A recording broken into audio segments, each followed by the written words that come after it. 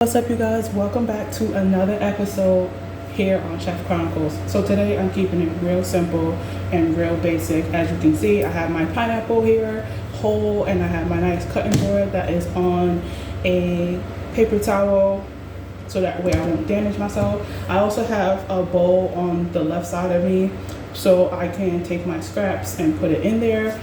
But like I said, we're keeping it real basic. So when you have a pineapple, definitely think about how you want to cut it and what you are going to use it for. If you see pineapple, you see people use it in many different ways. Sometimes they just cut it down the center and then they use it as a pineapple boat to like fill it with food. Some people have their own method. Just find your own way of how to cut your own pineapple. So basically today's episode is just showing you guys how to get different shapes of pineapple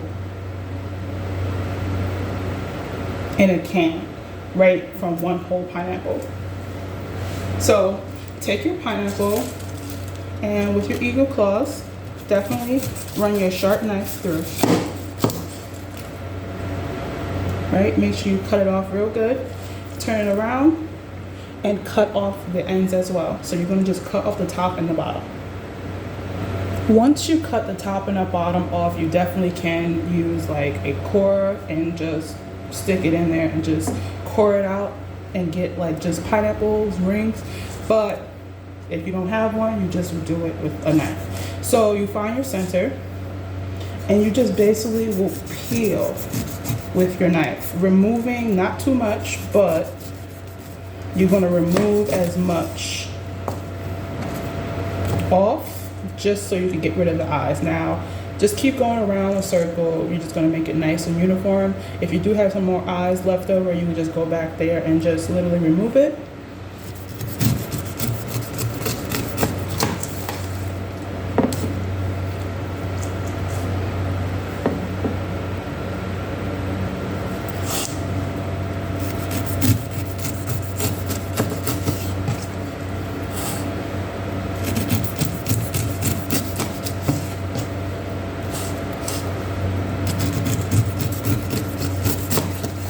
Okay, so I officially removed everything, and as you can see, I'm just lightly trimming it to remove some of the eyes that were left behind.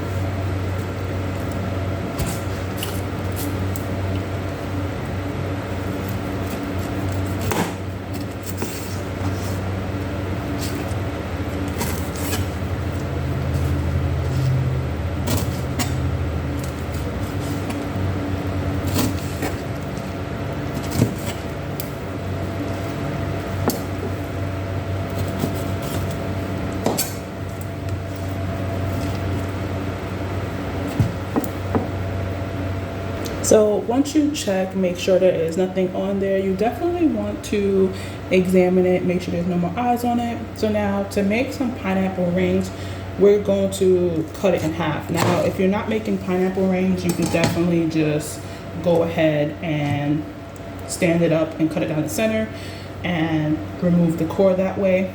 But you can also do it this way to be more safer. So we're going to set one to a side, right?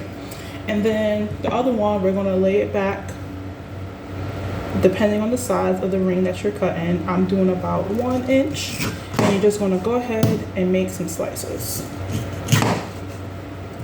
right, with the core still intact.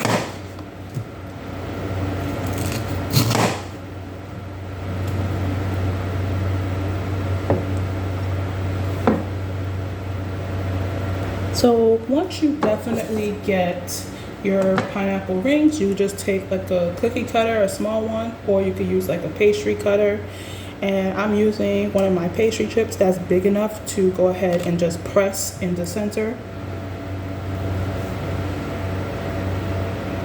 Okay, so once you press it in, you should be able to just pull it back out, and then you'll have these nice clear circle pineapple rings. Keep doing that until you get all the core out of your pineapple rings.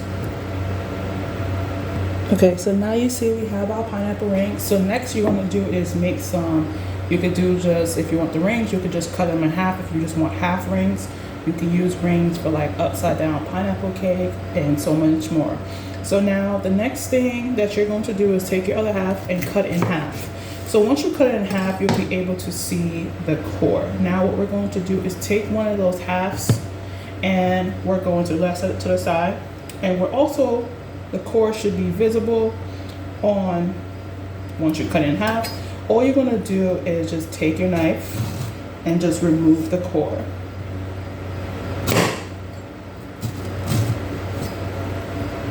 Make sure you use your eagle claw.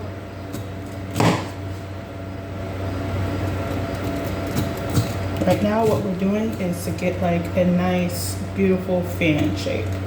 So once the core is moved out, you're just gonna throw that away. And then you have like these beautiful, nice shapes that's almost like a fan.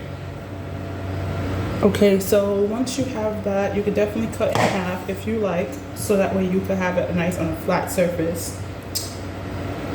And then you're just gonna, depending on the size, you're gonna cut it into the nice little shapes of, you know, the fan look. Once you have it into 3 pieces, you're definitely just gonna slice it into the thickness that you are looking for, right? And then we have these beautiful fan pieces. Okay, so we have our pineapple fan slash chunks. So we're gonna take another half and we're just going to make some dices. You just cut it down with your eagle claw. Make sure the surface is flat when you are cutting. And depending on how you want your dices, you can literally just go, and you have some nice, cute little dices.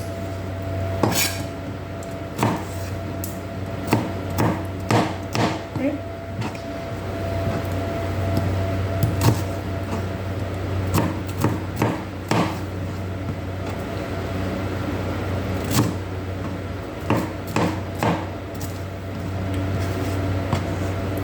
Okay, so now that you have your pineapple dices, your rings, your fans, your pineapple dices, the next thing that you definitely see inside the supermarket is crushed pineapples. So we're going to definitely take, you know, our pieces, right, that the other half, and we're going to just remove the core, which is what I already went ahead and did.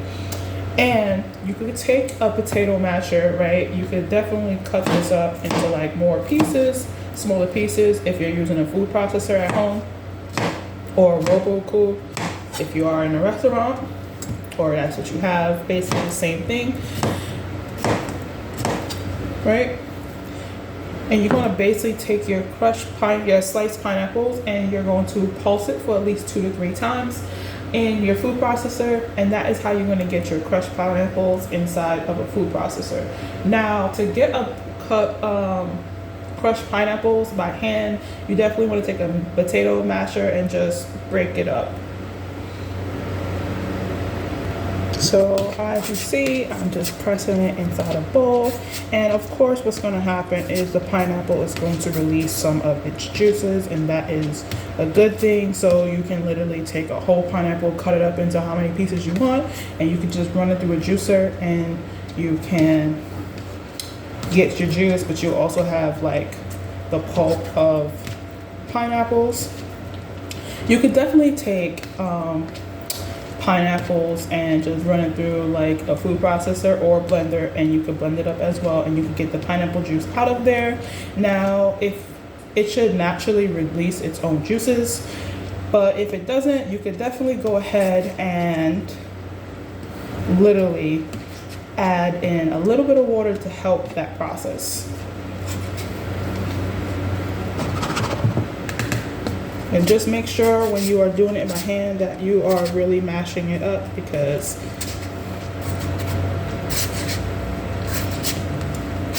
you might still get like big chunks of pieces in there, but okay. So this is our crushed pineapples here. And then that is all it is for pineapples. Definitely, if you want the juice from the pineapples, you definitely would just strain it out and just use the crushed pineapples for something else. So I definitely went ahead and cleaned up and used my pineapple for whatever I need it to be used for, so go ahead and do that. I definitely do want to talk about when you are purchasing a pineapple in the store. When you are purchasing a pineapple in the store or in your grocery near you, you definitely want to look out for a few things. Like, a pineapple is ripe depending on the shape, right? You can also smell pineapple when you're picking it up, and another way you can tell is if the pineapple is fully green, that means it's not ripe, but when the pineapple has like a little bit of yellow to it, that means it's starting to develop and it's starting to ripen. When you purchase a pineapple, you need to know which one you're going for. So if you're buying an underripe pineapple, you could definitely leave it in your house on a counter to let it ripen for at least 3 to 5 days, and eventually it will get to that yellow skin. But if you do buy a pineapple that is already starting to ripen, like, just be aware that you have to make use of it faster, because it will ripen so much and then eventually it won't have that sweet taste that you're looking for. So I hope you guys enjoyed this episode, even though it's really basic. Please don't forget to like, share, and subscribe for more official content. Peace.